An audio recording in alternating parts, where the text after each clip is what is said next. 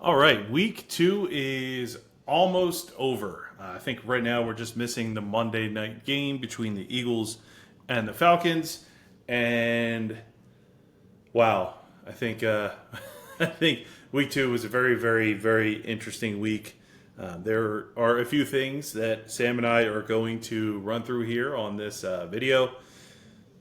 A lot of injuries, a lot of people on the sidelines getting hurt, which was really strange. I'd say this week was full of anomalies. How about you, Sam?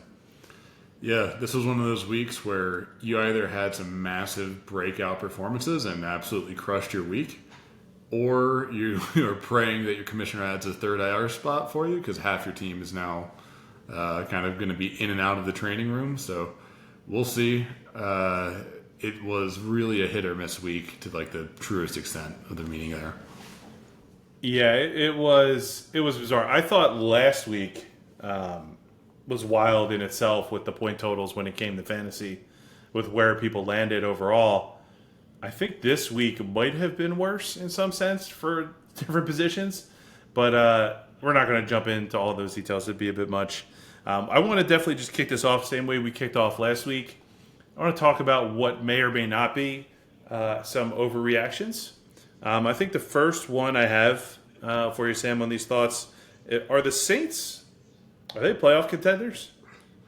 Well, we knew the Saints had a good defense. They're old. I think their average age is like 32 years old.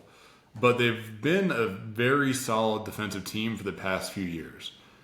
They brought in, obviously Derek Carr last year, and things did not go as they had hoped. It was still slow. Their offense was not moving the ball. But this year just seems different with Kubiak there. It seems like they might actually have put some of the pieces together, and Carr looks like Carr from 5 years ago. I think they definitely could be a playoff team, especially given their division. It is weird fantasy, though. Like Chris Olave, with how many points they put up on offense, Chris Olave, who's probably the highest drafted Saint going into the year, hasn't really done that much. But Kamara and Rashid Shaheed look like league winners right now. Yeah, yeah. I have a few thoughts. I echo quite a bit of what you just said. It looks like Derek Carr he's for some reason he's able to hurl the ball downfield again, which has been I think the biggest difference maker for them. The fact that they've put back-to-back weeks with over 40 points. The fact that they just beat the Cowboys, who are what we thought was going to be a legitimate contender. They don't look like it right now, and I'm not biased or anything as an Eagles fan. But needless to say, they looked awful yesterday. And the Saints just looked like everything was going right. Obviously, Kamara popped off. I told you going into the draft, I was high on Kamara this year. And so far, so good. That could obviously change. It's only week 2. But he gave me a 44-point spot, and I think I have him in 2 of my leagues, 2 dynasty leagues, and I definitely reap those benefits. Olave hasn't done a ton. He hasn't seen a lot of targets either, which is, I think, one of the wild parts of it. Shaheed has obviously been very successful, but it's been mostly long ball, which has been pretty crazy. He's a fast dude when it comes down to it. But to see over 40 points in back-to-back games from the Saints, it brings me back to like when Drew Brees was their quarterback. And I'm looking at like 2011 and like those years when he was just throwing it all over the field to everybody, to like Marcus Colston and such. And it's been really crazy to watch. Now, are they playoff contenders? Right now, they're looking like it. I'll still be hard-pressed to see them make the playoffs when it comes down to it because I just feel like they're going to cool off once they're against some really, really stout competition. But the early inclinations are strong for them. And I can't really knock them down too much of a peg because their division is iffy. Looks like there's only going to be like 2 teams in there that are competing because, to be candid, the Bucks look really good too. Yeah. No, I was going to say, I think right now, if I were to guess, I'd probably still give the edge to the Bucks in that race. Granted, blowing out the Cowboys in Dallas is incredibly impressive. So I think you do have to start moving them into that conversation. What I'm curious, though, is how the ball starts to shift around when they're not winning by 40 points. Because this is the NFL. They're not going to win in blowouts every single week. So, Olave was an inch away from scoring a touchdown and having an 18-point performance last week. I think when they're in closer games, I would think he might even be a buy low right now, just because they are a good team and he did have a decent target share. I would expect those numbers to improve if the Saints are as good as we think they might be. Yeah, it's interesting. It's going to be fun to watch. They've been really, really fun to watch, especially while we're watching Red Zone, and you just keep seeing the Saints come up like, oh, they hurled the ball 40 yards down the field again and scored another touchdown. All right, let's move on to the next one. In lieu of his just announced benching a little bit earlier today, is Bryce Young or going to be a bust? Yeah, no, I think it's going to be tough for him to recover from this. It was some of the worst QB play we've seen in the past probably 2 years of just any QB in the league, really. Like P.J. Walker looked better in that offense a few years ago than Bryce Young has this year. I hope he pulls it together, but it looks like he just developed like a case of like the yips almost. He just does not look comfortable playing in the NFL right now. Okay. Do you think that maybe some of this is NFL teams expecting a very, very quick turnaround on their draft picks in 2024 compared to 10, 20 years ago? Absolutely, but that's what the NFL is today. And people move on fast, and they move on quick. And you got guys like Stroud, who obviously came in the league and killed it. And that's who Bryce Young is going to be compared to at any stage in his career. So, obviously, this QB rookie class right now that we're seeing of Daniels, Caleb Williams, and Bo Nix, they're all struggling, and Drake May isn't even playing yet. So maybe it's just an unfair comparison to Bryce Young to compare him to Stroud. But I just don't see how there's not enough positives in his game to pull out and cling on to. Like all those other guys I just mentioned, there's upside there. You could see some highlights, you could see some potential. Bryce Young, it just looks really, really rough right now. He does, and I understand that take, but my issue is always goes back to what I've seen in my life and watched people do over their careers. And one of the strongest examples I always go back to, and now don't get me wrong, I know he's in week 2 of his second season. But one of the people I always go back to is one of the all-time greats, and that's Peyton Manning. And if you know the answer to this, I'll be very surprised. Do you know how many interceptions he threw in his rookie season? Was it 32? You're close. It was 28. 28. 28. When was the last time you saw a quarterback throw 28 interceptions in a season? No, they'd be benched now. That's absolutely wild. You don't see that anymore. If a quarterback throws like more than 10, they're gone. And look at how Peyton's career panned out. Now, I'm not saying Bryce Young is Peyton Manning. Peyton Manning is obviously... I think he's my favorite QB ever. I think he was better than Tom Brady. As far as like a pure QB is, Tom Brady was obviously the better winner over time, but I'd probably still take Peyton if I was like to pick a QB over the last 40 years to start a team because he's just smart. Very, very, very smart. And he can pretty much run an offense. You almost don't need an OC when he's out there. So Bryce Young is most likely none of those. I just think we are so quick today to judge a very small sample size of whether or not someone is going to work out or not. Yeah. And it makes it hard because if a rookie QB comes into a situation and the situation is not good, which Carolina's situation still is not great. Their running back team core is weak. It's not the best. Their wide receiver core is okay when it comes down to it. I don't think I can fault these issues right now on Deontay and Thielen when it comes down to it. But their offensive line has been not so great. It's a little better this year. Last year he was running around for his life constantly. It's just I'm hard-pressed to judge Bryce on a situation where he goes into it's just not good and it's not set for a successful run. Now, that's not to say like I'd probably judge someone like Caleb Williams a little bit harsher because he's got 3 really good. I mean, obviously, Odunze's a rookie. We'll see what happens. But with Keenan Allen and DJ Moore as your wide receivers coming into the league, you couldn't really come into a better situation as a rookie. Now, he's only going into game 3, so I'm not really judging him at all yet when it comes down to it. But he to me, he'd be someone I'd be judging harsher than Bryce Young. Bryce Young was handed a crap sandwich when it comes to getting drafted to the Panthers. It's definitely not a fair situation. It's brutal in Carolina. That said, I still think his ceiling at this point, and these are guys we'll touch on a little bit here, would be like a Geno or a Darnold or a Baker Mayfield, who we all saw kind of get run out of their original team that they were drafted by, and they kind of stuck around in the league and they came back, and now they're fantasy viable. They're pretty decent players, especially Baker's looked fantastic. Okay, recently. I was going to say, let's not put Darnold in that. No, but Darnold is serviceable right now. He's looked really good the first 2 weeks. Geno came back and had that amazing year 2 years ago. Yep. He's still starting the league. So I think that is the best possible outcome for Bryce is maybe he goes to a new team this offseason and sticks around, gets a chance through injury, whatever it might be.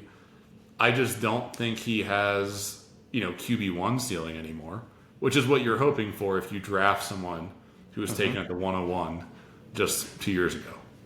Yeah. Not yet. It's Drew too young. I think it's too soon just to say he's a bust. It's a bit of an overreaction is really the answer here. I hope I'm right when it comes down to it. I do. I hate to see young kids come in the league and just completely bomb out, but that's obviously part of the NFL, right? All right, let's move on to number 3, and maybe this is a bit of an overreaction. Are the 49ers not Super Bowl contenders? I think I don't think they can win the Super Bowl without CMC. I think he is so important to that offense and how well Brock Purdy can operate. Like the stats when Purdy's playing with CMC versus without him, it's like 2 different players. And we see that. The 49ers, Mason is not going to catch the ball out of the backfield. It's very limiting in terms of the kind of offense that Kyle Shanahan likes to run. It's, defenses have to account for CMC at all times, basically, whether it's, short, like running yardage, or if he's coming out of the backfield, it doesn't matter. So it just changes the game completely.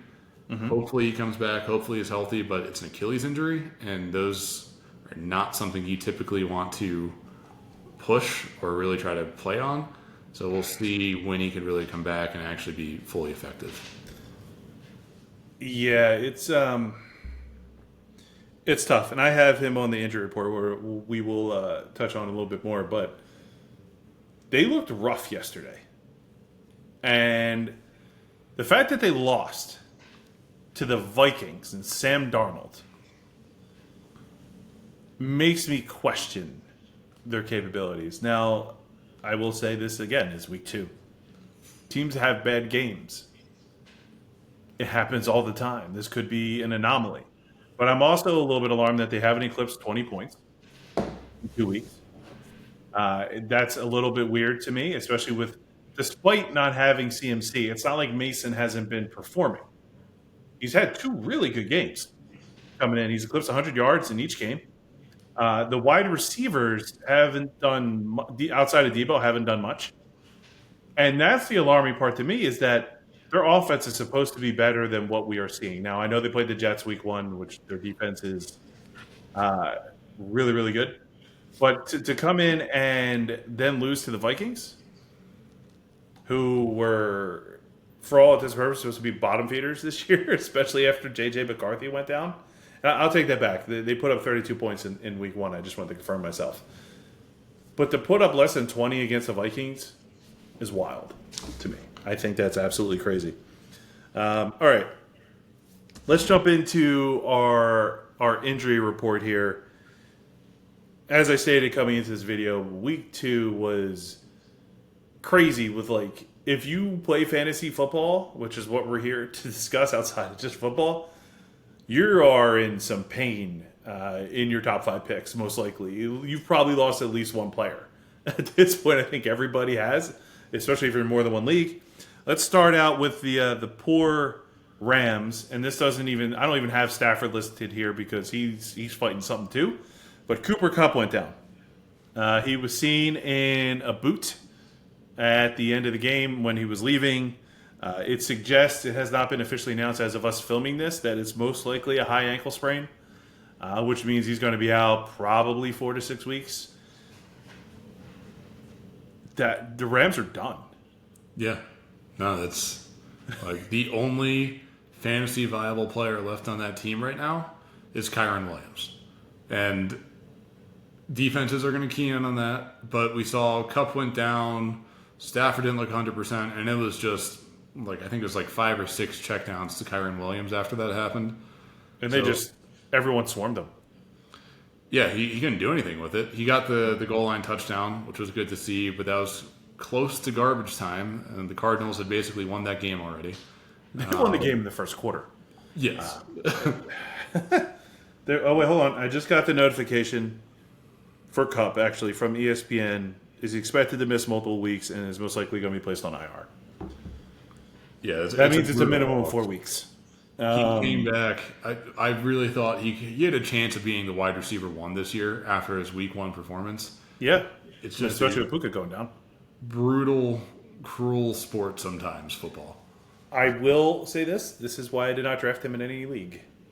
As much as I love Kupp and what he's done the last few years when he was healthy, I had the feeling that he was going to end up getting hurt. And I wish I was wrong in this scenario, as I was thinking about. It's not something I was obviously talking about. I hate to see it because the dude just can't stay healthy this past few years. It's a shame.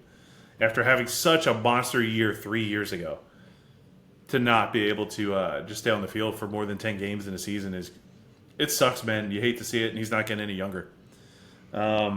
Next, we have Isaiah Pacheco and the Chiefs. Fractured fibula, expected to miss half the season, 6 to 8 weeks. He's gone. Yeah. He was another guy a lot of us were super high on in the offseason. McKinnon was gone. Well, not you, but most smart people like me. Yeah, smart to ride the bench. No, well, look, there was some excitement around Pacheco, whether you personally were or not. McKinnon was gone. He could have been he was like basically 3 down back for the most part for the time he was here for a week and 3 quarters. It's a bummer. I think that we're going to see Carson Steele be the early down grinder in Kansas City. Yep. And Samaje Perine come in on, 3rd down and passing down kind of plays. I don't know if either is really going to be fantasy viable unless Carson Steele is just the goal line option and is punching in like a touchdown every week. I would definitely be looking at Carson Steele. I heard that Kareem Hunt is in Kansas City as we speak, visiting with his old man Reed. I wouldn't be surprised if they sign him, which he'll probably take up RB1 duties if they do. If you lost Kupp, I would definitely be taking a look at DeMarcus Robinson. He's probably the last one that is available on that team. Carson Steele, I think, has a really good chance of taking a lot of carries. He was being used yesterday when Pacheco was healthy a bit more. He's obviously going to be used a lot more now. Next, Justin Jefferson. Looks like he dodged one. They're saying it's just a contusion. That means it's iffy. He's going to be week to week. We don't know if we're going to see him play this week. He might. It all depends on that bruise. Because those things can be a little debilitating for a few weeks. But it looks like he doesn't have anything serious. At most, maybe a week, maybe 2 weeks. Hopefully he's back this week. But I don't think you need to worry about anything with him. It just sucks because Addison was also out. Yeah. No, I won't add too much. If he's healthy, I'm playing him. That's as simple as that. It's most likely he'll be able to go this upcoming weekend. Yep. If not, I think worst case scenario, we're looking at one game, maybe one slightly limited game. Yeah, which is that's okay. We'll manage that in our fantasy teams when it comes down to it. Next, we have, as we touched on earlier, CMC. We don't know when he's going to be back. At this point, there was one thing I wanted to add because you were talking about the Achilles injury.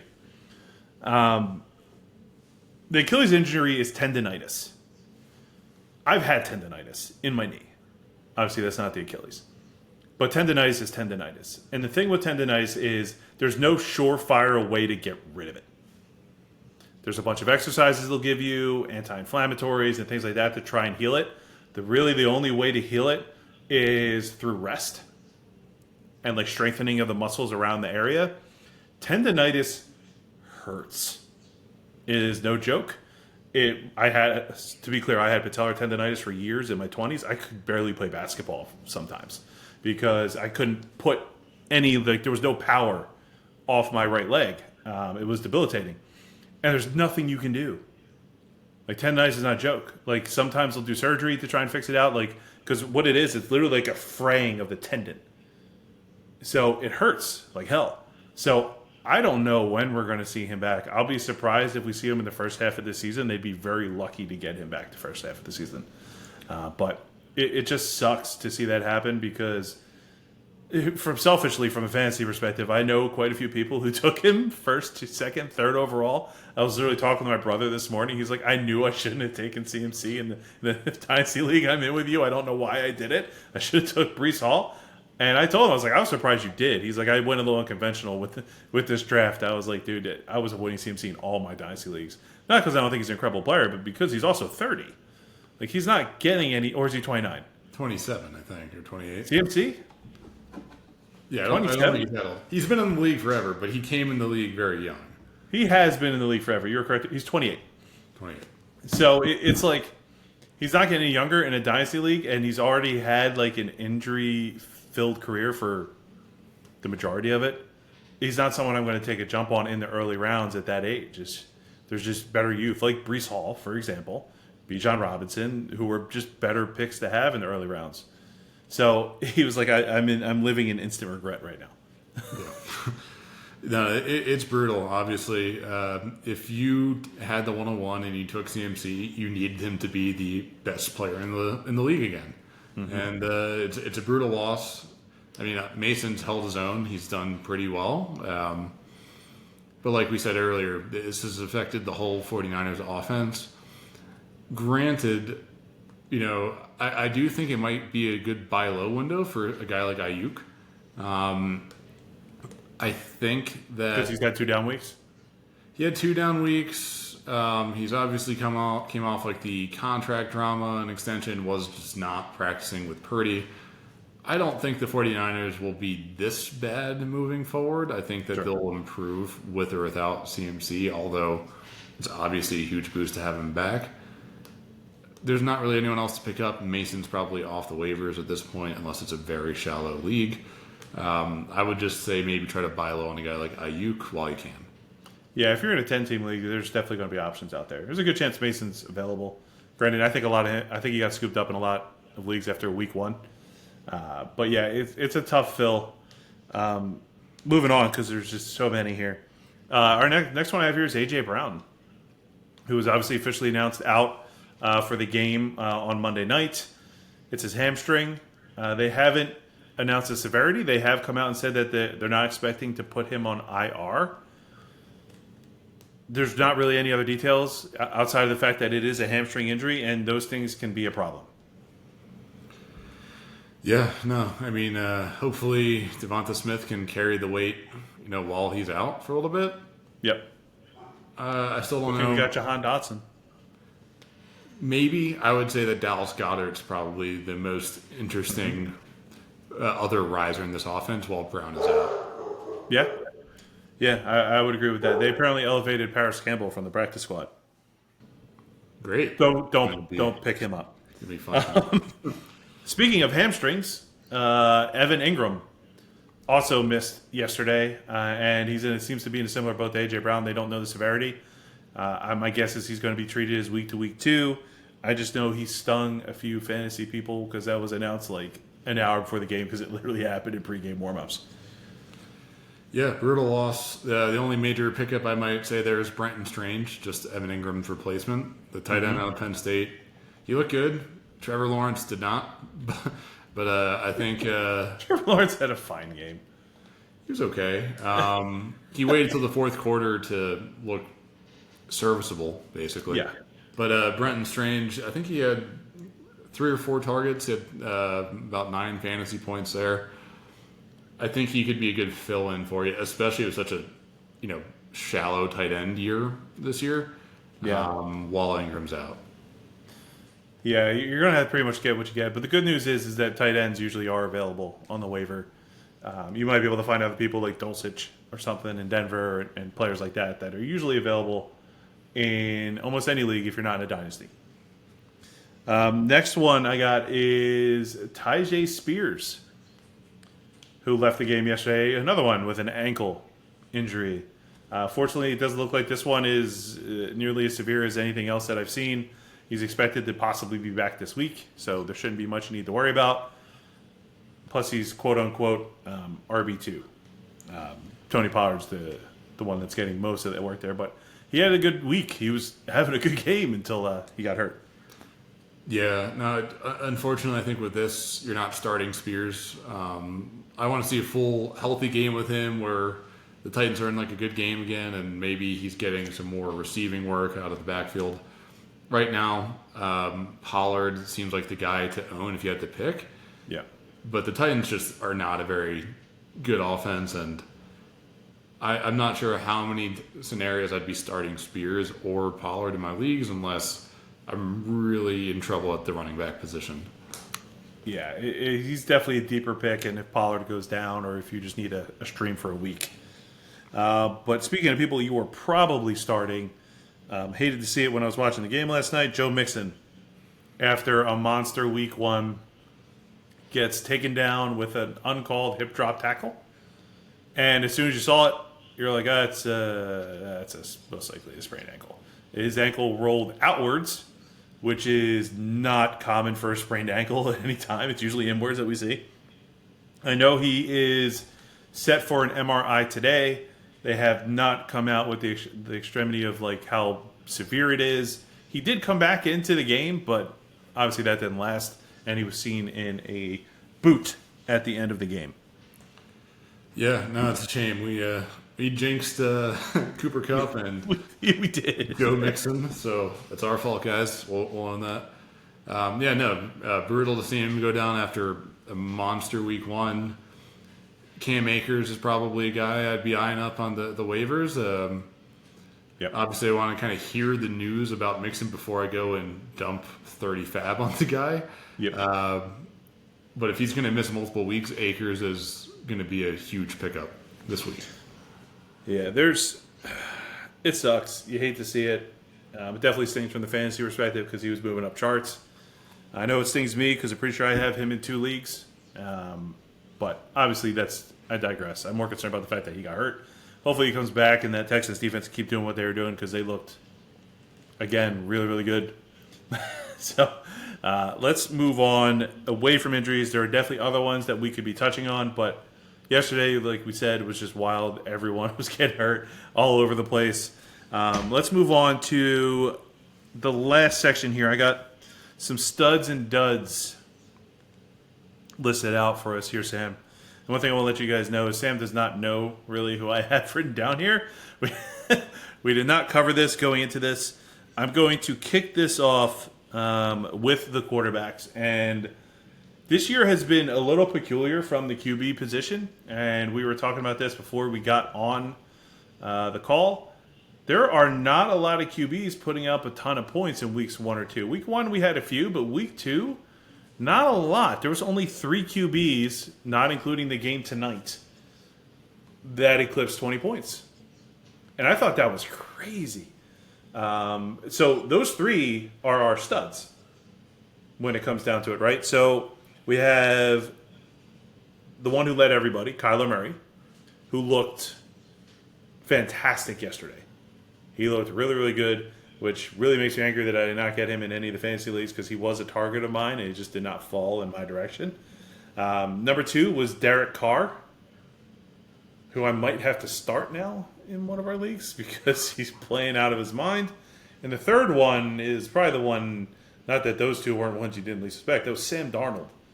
Sam Darnold put up 20.4, just eclipsing the 20-point mark, 20.9. And then if you want to include him or not, Baker was at 19.8. He had a really good week too. But those three are the only three QBs, unless Hurts and which Hurts, there's a good chance he'll do it, and Kirk might do it too, that eclipsed 20 points. I thought that was crazy that only three QBs. The league is different this year. We're seeing a lot of defenses adjust to too high safeties, trying to keep most things underneath. They're not letting a ton of big plays. Unless you're a team where you have a really good underneath guy like a Chris Godwin, like a Jackson Smith and Jigba, Amon-Ra St. Brown, or even like a Trey McBride / Greg Dortch, we're not seeing a ton of these like typical like X wide receivers break loose and get a ton of these big plays like we normally do. Yeah. So I think targeting better offenses where they have the weapons, they have the ability to break off a big play, that's going to be even more important this year for the remainder of the season, I think. I got one for you. Who do you think was QB5? So I think Baker was 4. Mm-hmm. QB5. So Baker was 4 at 19.8. Who was QB5? QB5 this week. Was it Aaron Rodgers only had the 1 TD. There wasn't a lot of great QBs, were there? No. How many points did they get? Could you give me a hint at least? 18.3. 18.3. Okay. Oh, God. Was it Dak? I feel like maybe he just got garbage yards. No, Dak came in at 14.9. Which was higher than Stroud. And tied with Mahomes. I couldn't tell you. I can't think of a single QB with more than 1 TD. It was Daniel Jones. Daniel Jones. Oh, my God. Daniel Jones, the Malik Neighbors, who commanded a wild almost 65% target share. You know, I own Neighbors in the one league, but you could have given me 10 guesses. I would not have guessed Daniel Jones. No. I mean, even for Neighbors to do what he did, I think he had 10 catches on 18 targets. Like, that's wild. So many targets. Target share, yeah. 18 targets. Like, he had is that like a 60% catch rate? Yeah. Well, that's awful. And that's probably not on him. I'm putting that on Jones when it comes down to it. But Neighbors is the reason that Jones was at 18.3. Honestly, it's better than the game plan the Giants had week 1. I think just get the ball to Neighbors and, now they need another kicker at this point, but pray that you could, outscore a couple of teams that way. That's probably not the worst strategy that the Giants could take this year. Yeah. If anything, Neighbors is going to have a huge breakout year, I think. He's just going to be force-fed the ball. Yeah, he's the only option, right? Let's move on to the duds. Now, I could have picked the 3 lowest scores. I didn't go that route. Granted, there are some. Because I don't want to state the obvious. My first dud, Anthony Richardson. He came in at 12.9. He did not look good yesterday. It was complete opposite. I mean, as we talked about the other day in our last video, like, he was not completing a ton of passes in week 1. But he did not look good yesterday, and the rushing game was pretty much gone. So it was really hard to watch. We had a huge backpedal regression from 27.1 points in week 1 to 12.9 in week 2. The Colts, I did not expect them to honestly lose the way they did. But it was a hard game to watch, and watching him not get it done was actually painful because he had chance after chance in that game. Yeah, I mean, if you had taken a completely random person who never watched football before in their life, and you had them watch the Packers versus Colts this week, and you had them guess which QB was like drafted as the 5th overall QB in most league formats this year, a lot of them probably would have said Malik Willis, which is pretty nuts. But we knew this was the downside of Richardson. The ceiling is massive with his arm talent and his rushing upside. Yeah. But his floor could be these 6, 7, 8, 9 point weeks if a defense just plays him right and doesn't let him really get out of the pocket. Yeah. So, Yeah, it was tough. You expected them to win going in against the Packers without Jordan Love, and the Packers came in and fought, man. And respect to them. Number 2, maybe it's not fair, but I couldn't. I had to. Stafford. I know he's fighting an injury. I know he lost Cooper Kupp, but the dude came in and put up a 6.6 from a fantasy perspective. It was just not a good game. The Rams did not look good. As we said earlier, they're probably done this year. I would not. If you can avoid having a Ram on your team, I would do it outside of Kyron Williams. But even then, like as much as I like Kyron Williams, the defenses are just going to be like, who else do we have to worry about? So it sucks. Hopefully Puka doesn't miss as many weeks as they expect them to. Hopefully they both come back around the same time, which is at this point probably around week 8 or 7, if they're lucky. So we'll see how that ends up panning out. That obviously gives them time to rebound, but outside of that, they just didn't look that great yesterday. The Rams got destroyed in like every sense of the word. And when that game started, that is not the way I expected it to go, despite the injuries.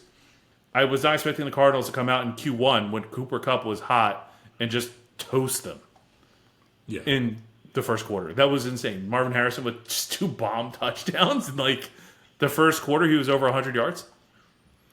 Yeah, no, and that would be a scenario where you'd think Stafford would have to come out and just sling it. But he looked banged up a little bit too. I'm not sure if there's something disclosed there yet. But yeah, with Puka and Kupp now out, yeah, I feel like Stafford's in a void for the next several weeks. Hopefully, maybe there's a guy like Whittington or Denard Robinson who could be like a good fantasy like waiver wire pickup that pops out of this. But I'm not going to hold my breath for one of those guys to be fantasy relevant right away. No, I would avoid all Rams except Kyren because you probably don't have a choice if you have him. I would not be touching that team. And then my last one is the aforementioned benched Bryce Young, who put up a sterling crisp 3 points in week 2. God, he looks so good. All right, let's move on. We're going to move on to running backs. Fun thing about running backs this week, not much better than QB play.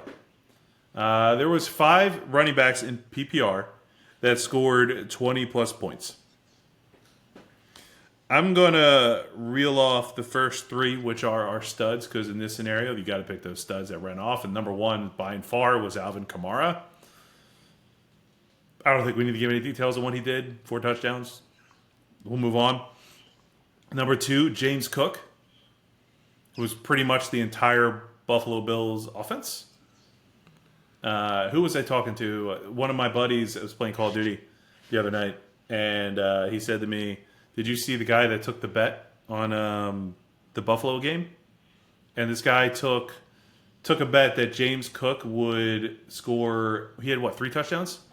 3, yep. Yeah, that he would have 3 touchdowns, and which was one of the most wild things that I've ever heard. So he took the bet that James Cook would have 3 touchdowns and that Achane would have the first touchdown. And he hit, if I recall the story right, and turned $100 into $25,000. Who would bet $100? Okay, there's something wrong with that person for betting $100 on that in the first place. But people are degenerates, man. Just setting money on fire. I mean, good for him. Dude, it's wild. People are crazy. Yeah, no. I mean, Cook had a great game. He had some of the goal line roll, which was good to see. Or it wasn't goal line, but it was red zone work, which was... I mean, he had 11 carries for 78 yards. He just got in the end zone from outside the red zone.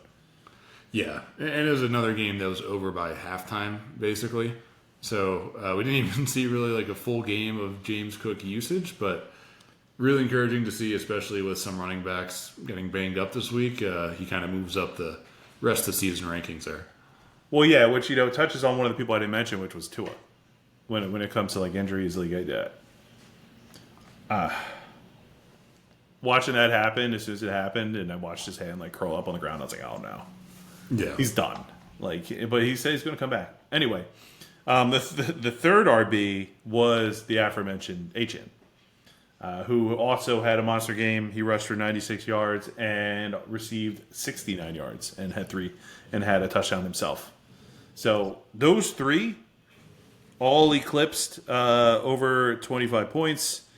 Do you know what the other two running backs that eclipsed 20 points are? Was it James Conner one of them?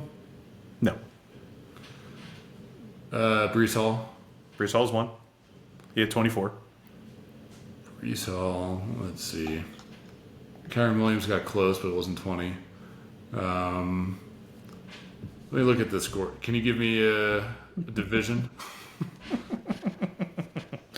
That might give it away.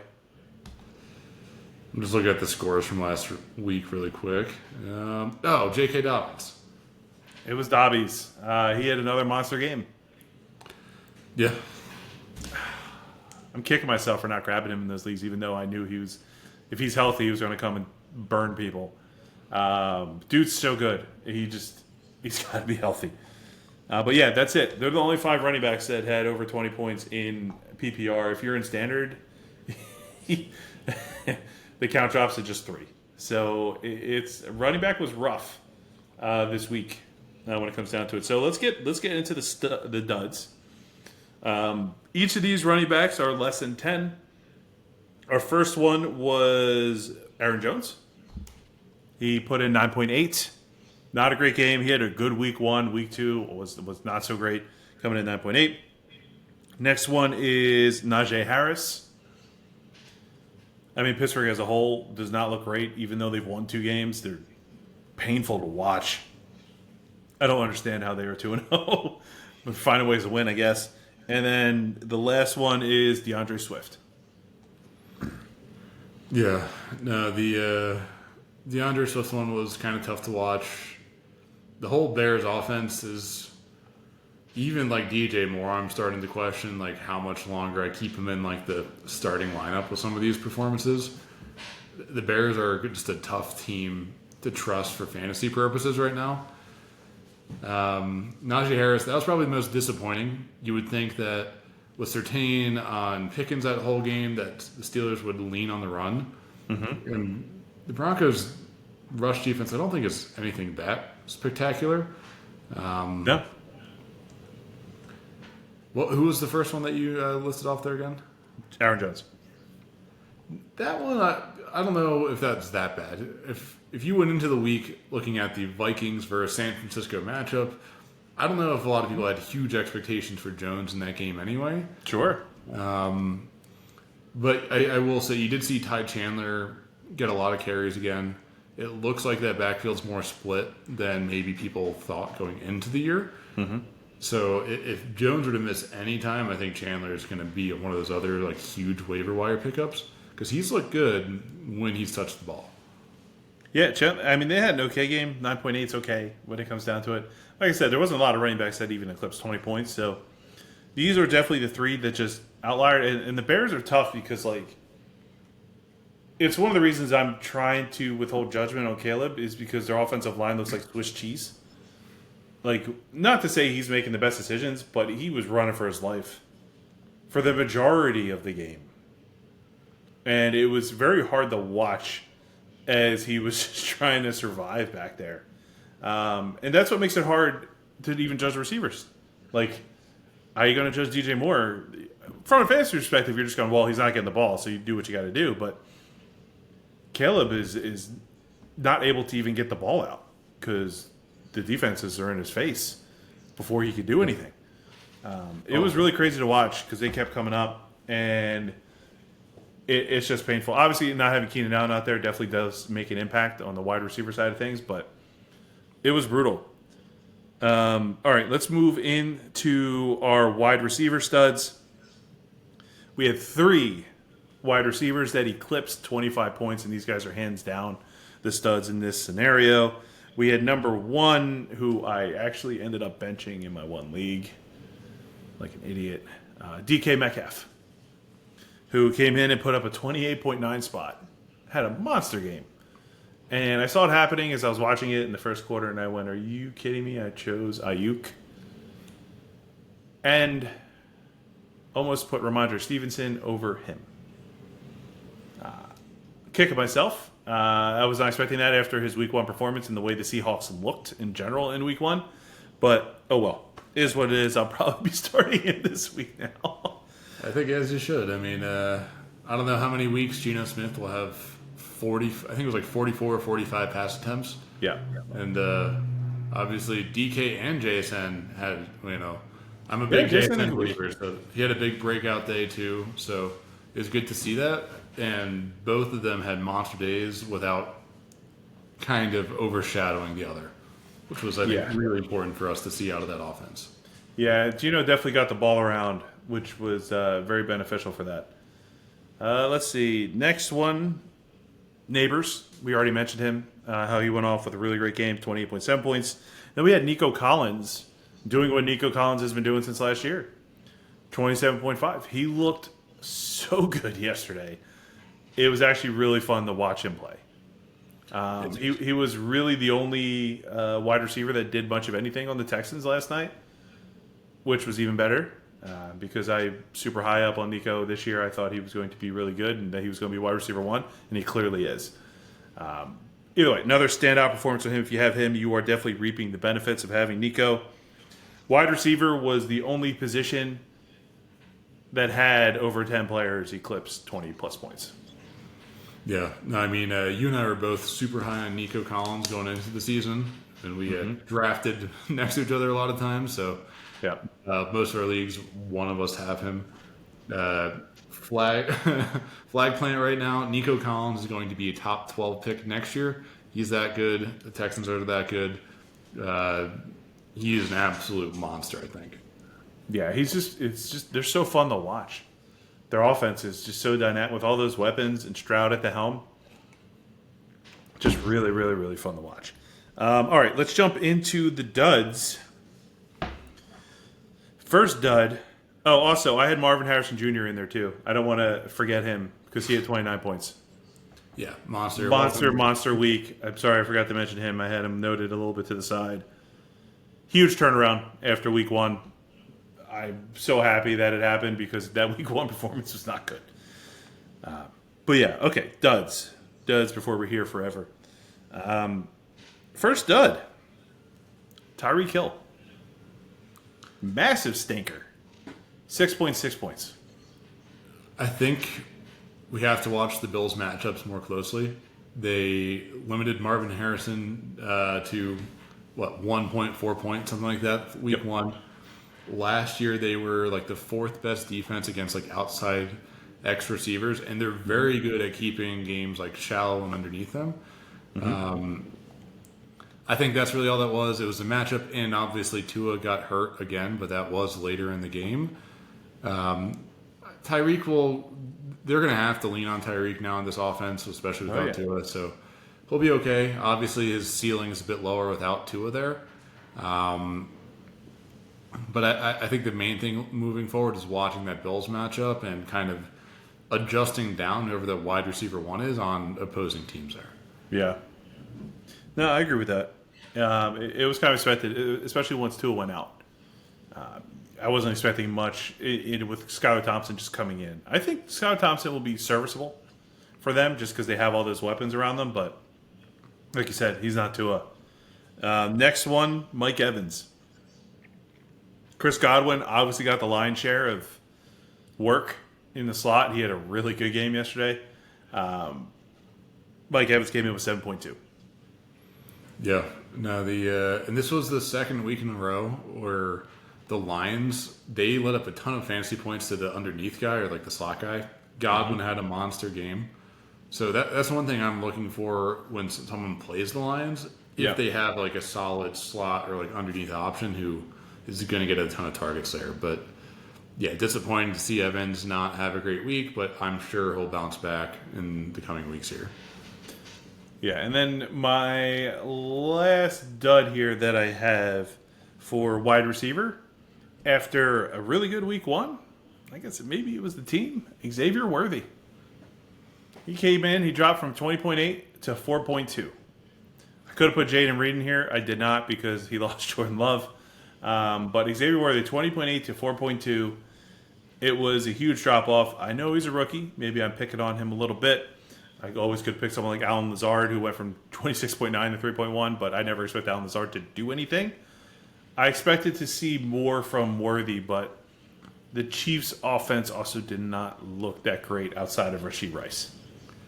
And he only touched the ball one last time than he did in week one. But that's what you're going to get with Worthy. You're going to have huge spike weeks where he scores an 80-yard touchdown. Mm-hmm. Or you're going to have these dud performances where he just can't get involved and they don't have any massive play breakout for him. He's going to be a risky flex option the rest of the year, I think.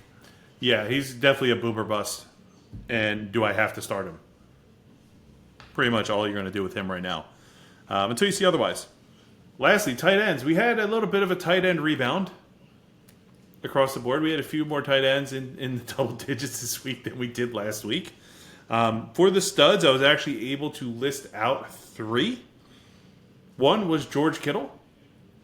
Had a really good week, and he actually left the field for a period of time due to cramping and came back. But yeah, he put up 20.6. Good week for Kittle.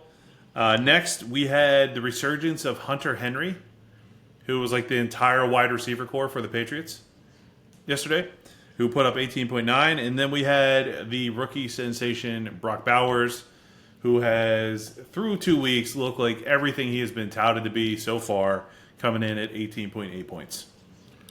Yeah, he's the one guy I want to touch on. I think Bowers, for anyone that does Dynasty, and we obviously talk about Dynasty a lot on this channel, I think there's an argument Bowers is the T1, and maybe that's an overreaction, in Dynasty by the end of this year. Not right now, but by the end of this year, I would not be shocked if Bowers was the overall tight end 1 in Dynasty. Yeah. He's that good. He has the volume. And this is in a landing spot that most people thought was awful. And he's doing with Gardner Minshew, with Devontae Adams there, and he still looks like a stud. Like, if you can buy him, do it now. It's going to be tough. I don't know many Bowers. I mean, I'm a Bowers owner. I'm not selling him for anything right now. That'd have to be really crazy for me to consider. But if you can get him, do it now before it's too late. Yep. He's definitely one that you want on your team. And if you're in, well, granted, he's probably picked up now in any league. But if you can get him, he's going to be a stud tight end for you for years. All right, let's get into these duds. I got a few duds here, and I'm going to kick it off with the person whose bandwagon everyone was jumping on, Isaiah Likely. 4.6 points yesterday. Back to Isaiah Likely. Now, obviously, this is one game, guys. I know he had a monster week 1. He had a good end of last season. But I just did not buy everyone going, oh, my God, I got to go grab this guy. Whoa, he scored a ton of points. This is what happens. You don't want to base your judgments off of one game. And I'm not saying next game he won't put up a 20 spot. He might. But this is what I'm saying about making knee-jerk reactions based off a very small sample size of performance. All right? Mark Andrews came back. He got the lion's share. He put up over 9 points. Not to say that's great either. The Ravens honestly didn't have a great game at all, outside of if you had Lamar Jackson. But Likely was definitely my first bust. Sam, your thoughts as you were about to go sell your house to pick him up? Well, I didn't. I did not sell my house to pick up Likely. No, it was a tough game all around for the Ravens, I thought. Andrews did come back a little bit, which ate into Isaiah Likely's potential target share. Yep. But this just was overall not a great game. Zay Flowers had 21 points going into the second half and ended with 21 points. So Lamar didn't look great. The whole offense didn't look fantastic. They did try to find Likely on a deep out, the last play of the game for the Ravens. So it was just a really good defensive play that knocked that ball loose. But there was another 4 or 5 points in that play there that got knocked out. So I think he's still good. Obviously, as a waiver wire pickup, I still think he has a lot of potential. Yep. I want to see another couple games with him and Andrews to fully analyze that room, though. Yeah, I agree with that. He's still worth a grab, no matter the scenario. And that's really it. My next bust, Travis Kelce. I think he was here last week. He is off to a rough start in 2024. He had a whopping 1.6 points yesterday. Granted, the Chiefs' offense I don't think has looked tremendous to start the season. Granted, I know they're winning their games and stuff like that, but outside of Rashee Rice, no one else is really getting much of anything. Yeah, no, I think it's time where it could be the year. Not that Kelsey isn't a good real life player. Like he does a lot for that offense in real life, but he's 35. They have other weapons there now. Rice seems like Mahomes' favorite target right now. Yeah. Obviously, if a suspension came in this year, that changes things, but we'll see. I don't know how viable Kelsey's going to be for the remainder of the year. He'll have his big games. Like I'm sure he'll have his like big spike games where he scores a touchdown or whatever it might be. But I think this might be the fall off year for Kelsey, unfortunately. Yeah, I will say I am a little bit sick of seeing more Taylor Swift than Travis Kelsey at these games. It's annoying to put it lightly. But yeah, maybe it is. Maybe this is the season we start to see a little bit of a fall off. Obviously, like we say with most of these things, it's week 2. It's too early to really judge any book by its cover with what you're seeing. Let's get into. I have 2 more just to dump out real quick. One, I'll just list out. Like a lot of people picked him up on the waiver. That was Foster Moreau, who put up a donut after putting up a 14 spot last week. And then lastly, the people expected this guy to be tight end 1. Laporta put up a 3.3. It's Laporta is a kind of a bummer. It's he came off a record-breaking rookie season for the tight end position for fantasy, and I think it's just an issue of the Lions have so many mouths to feed there. Laporta will have his big games, will have his moments. Like I'm sure, I don't think he's gotten worse as a player. Yeah, I just think we saw the emergence of J-Mo. Gibbs is getting a ton of like those quick check down passes. Amon-Ra had 12, 13 targets last game. Oh yeah, he ate yesterday. It was something in the teens for Amon-Ra. Laporta will have his big days. I'm sure of it. I don't know what you'd sell him for. I don't think I would sell him. I'd rather just hold him, obviously. But disappointing start to the year for Sam Laporta for sure. Yeah, you're not moving Laporta anywhere. That'd be stupid. Unless you are rebuilding and you want some draft picks. But a little soon to do that, I think, in any fantasy league, unless you're just full of garbage. But even if you did sell him right now, you would be not getting what he's worth. Because you'd be selling low.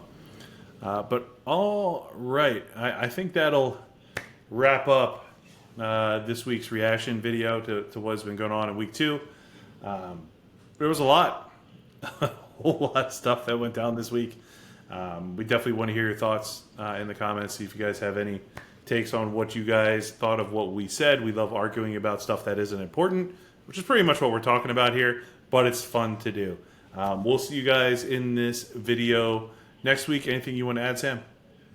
No, appreciate it. If you like the video, like and subscribe, and we will see you next week.